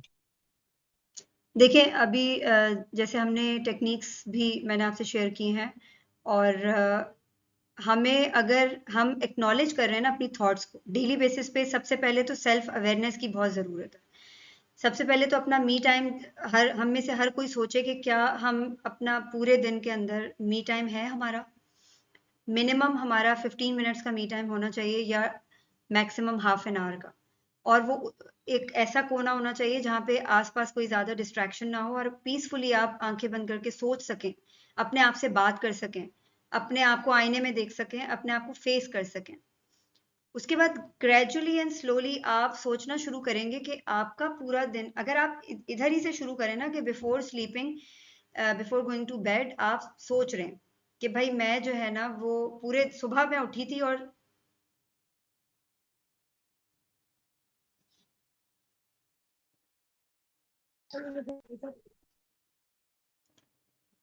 जी, तो शुमाइला आपने पूछा था कि हम इसमें से कैसे निकल सकते हैं। जी मेरी आवाज़ आ रही है सबको? जी जी, आ रही है आवाज आपकी, ठीक है। आ रही। देखें, पहली चीज़ तो ये है कि सबसे पहले फिगर आउट करना बहुत ज़रूरी है, जैसे मैं बता रही थी आपको कि डेली बेसिस पे, एक सेकेंड, डेली बेसिस पे हमें ये सब प्रैक्टिसेस करना बहुत ज़रूरी है, और ये सब हमसे नहीं होंगी फ़ौरन। सिर्फ हम सेल्फ अवेयरनेस के ऊपर काम करना शुरू कर दें। रात को सोने से पहले सिर्फ बैठकर एक नोटबुक रखें अपने पास, और आंखें बंद करके सिर्फ ये सोचें कि सुबह मैं उठी थी, और सुबह से लेके अभी तक मैंने कौन कौन सी गलतियां ऐसी की हैं जो अंडू नहीं हो सकती, कौन सी ऐसी चीजें मुझसे हुई हैं जो मैं दोबारा उनको मतलब मैं करेक्ट कर सकती हूँ चाहूँ तो, लेकिन वो बहुत मुश्किल है मेरे लिए। तो उसके लिए मैं सोल्यूशन कैसे निकालूं? जैसे मैंने अभी आपको बताया ना कि एक्नॉलेज करें। अगर आप एक्नॉलेज कर रही हैं कि yes you are doing something wrong because of some inappropriate thought pattern, so that's fine, accept it. हम क्या करते हैं, कभी कभी हम डिनाइल में चले जाते हैं, नहीं मैं कैसे गलती कर सकती हूँ, अच्छा मैं कर तो रही हूँ, अंदर ही अंदर गिल्ट तो फील हो रहा है, बट किसी के सामने कैसे नहीं। अपने आप को फेस देखें। दुनिया का, मैंने कहीं पढ़ा था बहुत पहले कि दुनिया का सबसे बहादुर इंसान वो है जो अपने आप को फेस कर ले।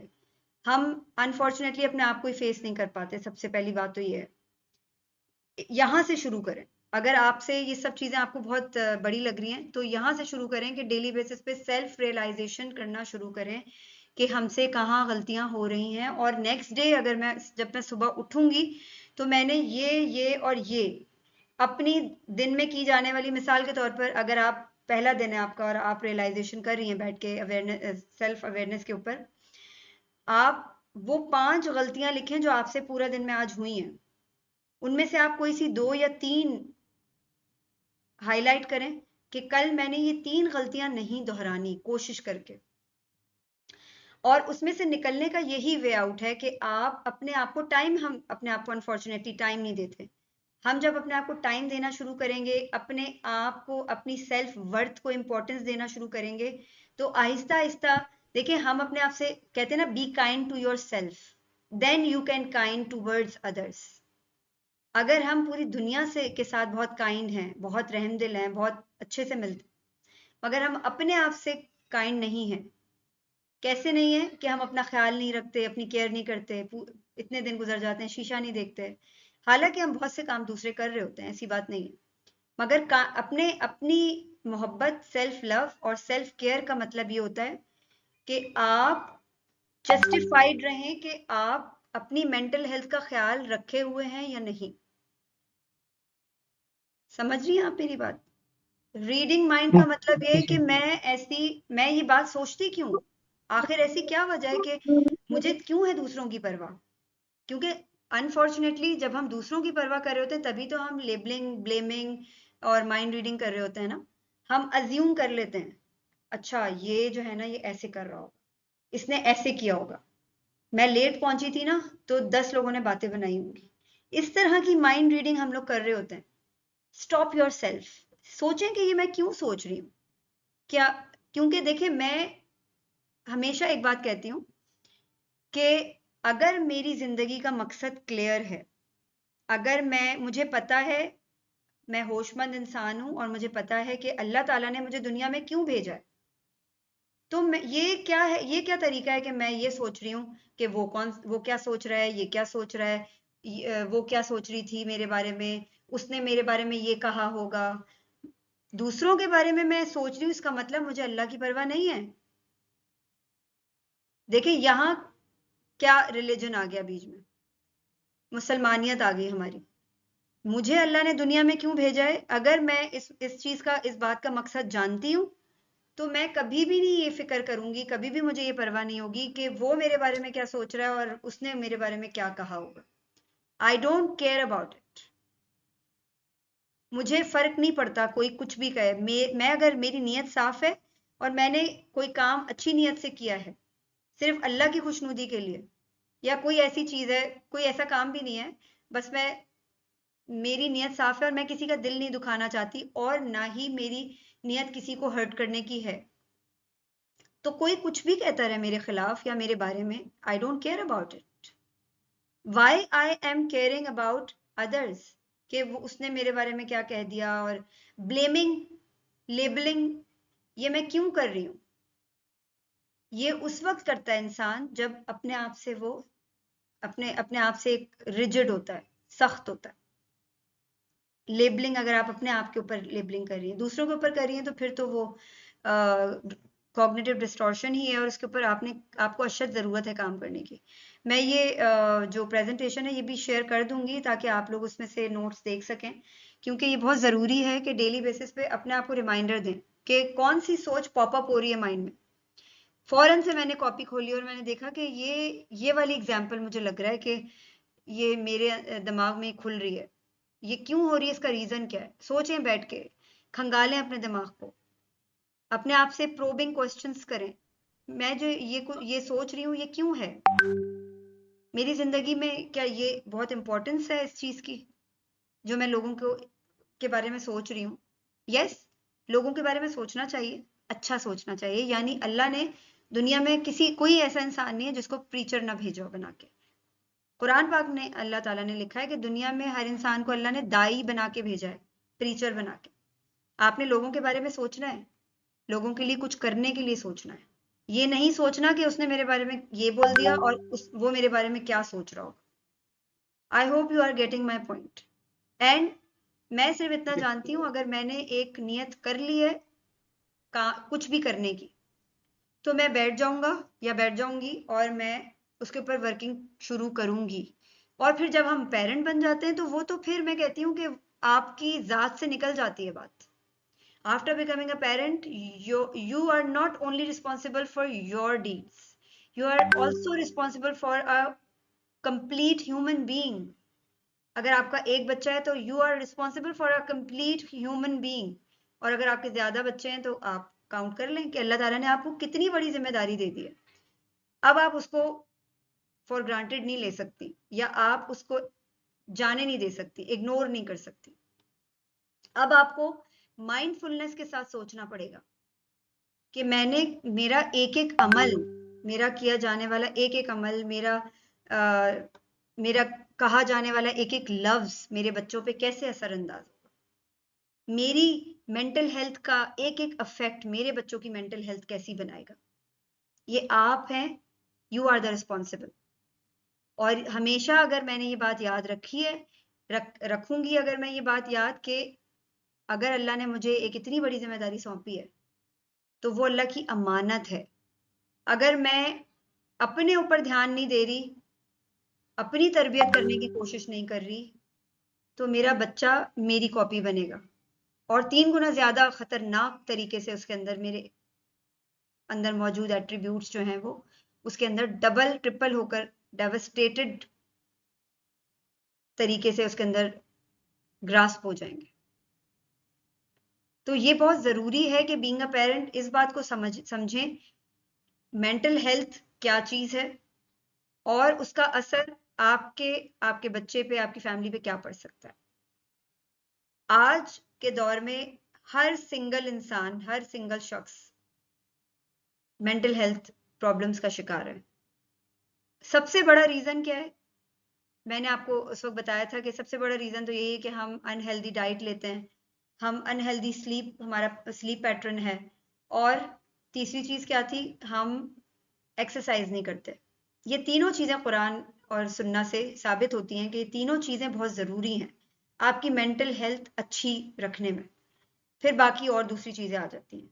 हम जंक फूड हमारे घरों में इतना आम हो चुका है कि हेल्दी फूड का दूर दूर तक कोई नामो निशान नहीं है, जितना भी हम हेल्दी कर लें। अनफॉर्चुनेटली हेल्दी फूड भी इतना पोल्यूटेड हो चुका है कि सब्जियां भी गटर के पानी में मतलब लाइक ग्रो हो रही हैं, तो वो भी समझें कि बिल्कुल ही क्या कहना चाहिए कि अनहेल्दी हैं। क्या खाए इंसान? लेकिन जिस चीज के ऊपर हमारा कंट्रोल है हम वो तो कर सकते हैं ना। हम अपनी सेल्फ अवेयरनेस के लिए काम कर सकते हैं, हम अपने बच्चों के साथ बैठकर डिस्कशंस कर सकते हैं, प्रोडक्टिव डिस्कशंस कर सकते हैं। अगर आपके बच्चे होम स्कूलर हैं तो आपके पास तो एक बहुत प्रोडक्टिव इंगेजमेंट है पूरे दिन को इंगेज रखने के लिए। तो ये बहुत जरूरी है कि इन चीजों के ऊपर डेली बेसिस पे वर्किंग करें ताकि आपके दिमाग के कॉग्निटिव डिस्टॉर्शंस सॉल्व हो सकें। ये बहुत जरूरी है और आप निकल भी सकेंगे। देखिए अगर इंसान विलिंग होता है ना और वो अपने दीन के बारे में हर चीज सोच रहा होता है, ठीक है, पहले तो हमने ह्यूमन बीइंग की बात की ना, उसके बाद हमारा रिलीजन आ जाता है। हमें हमारा रिलीजन क्या सिखाता है?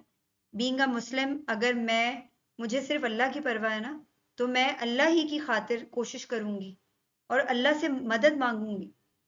तो अल्लाह ताला तो कहता है कि अगर तुम मेरे रास्ते पर अपनी दुनिया को कुर्बान करो तो मैं तुम्हारे दीन के साथ साथ दुनिया भी आसान कर दूंगी।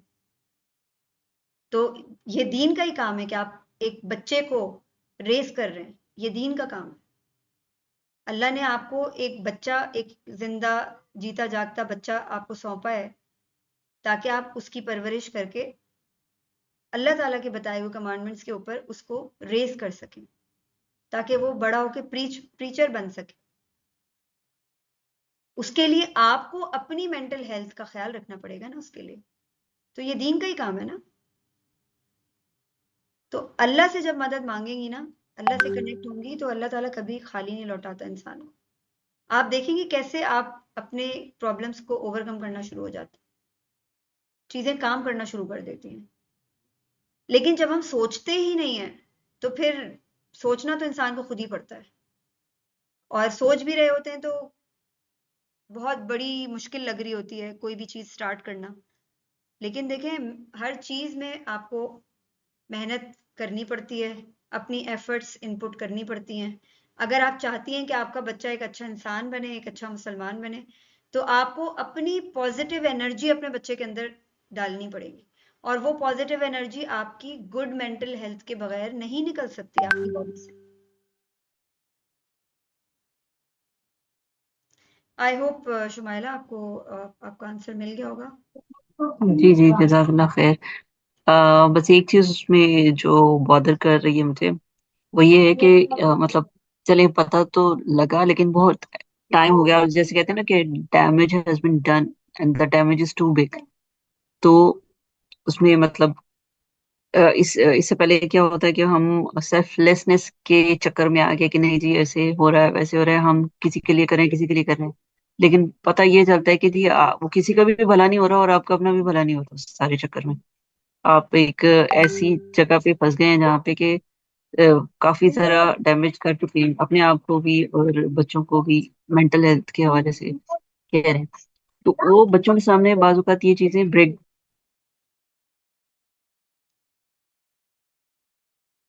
भी मिसाल है कि कुछ छोटा सा काम हो गया और बच्चा कोई कंप्लेनिंग हो गया, तो बिल्कुल ऐसे जैसे आपने कहा था कि अपना फेलियर लगना शुरू हो जाता है कि भाई नहीं, सब कुछ करने के बावजूद भी, इतना टाइम गुजारने के बावजूद भी मतलब हम कुछ नहीं कर सके।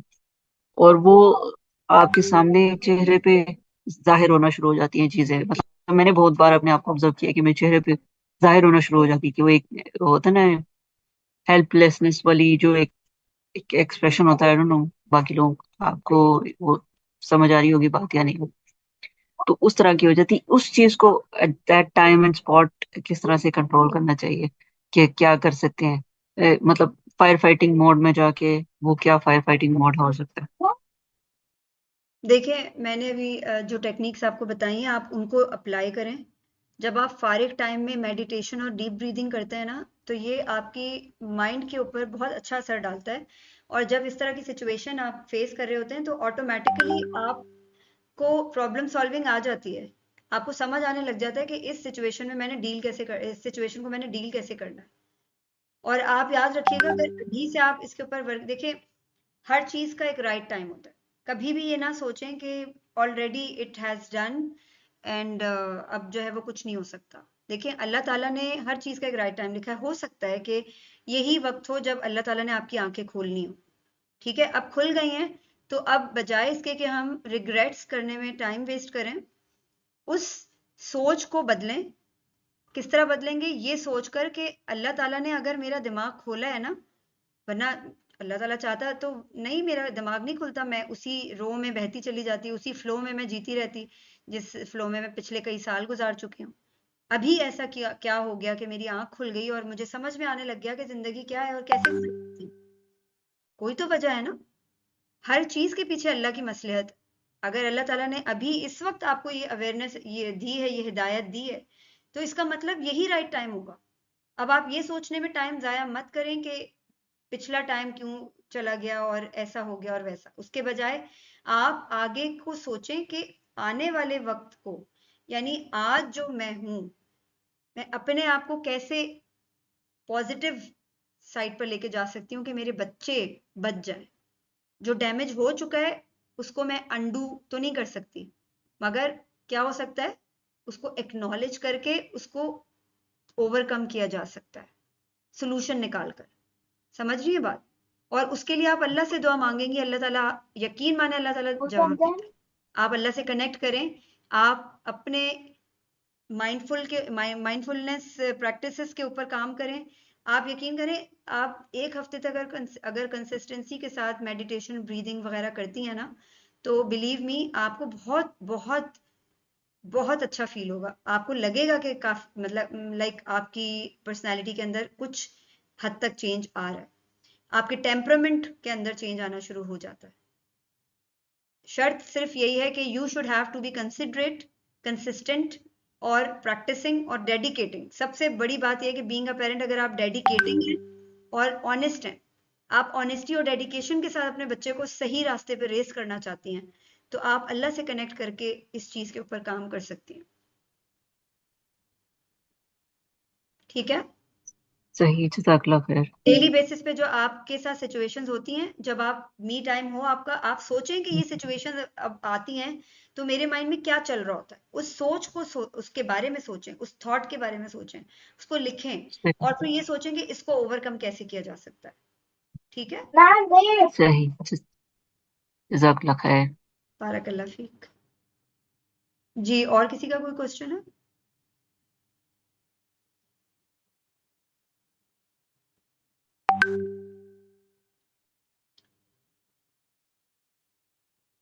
और अगर किसी ने कुछ नहीं पूछना तो आई थिंक हम सेशन को रैप अप कर देते हैं।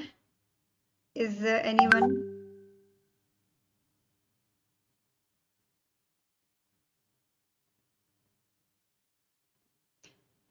ठीक है ना?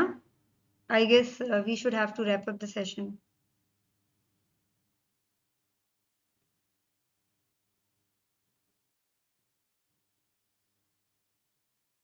जी सुमेरा, और कोई क्वेश्चंस नहीं है तो फिर एंड करते हैं, ठीक है? ठीक है, चलो, ओके।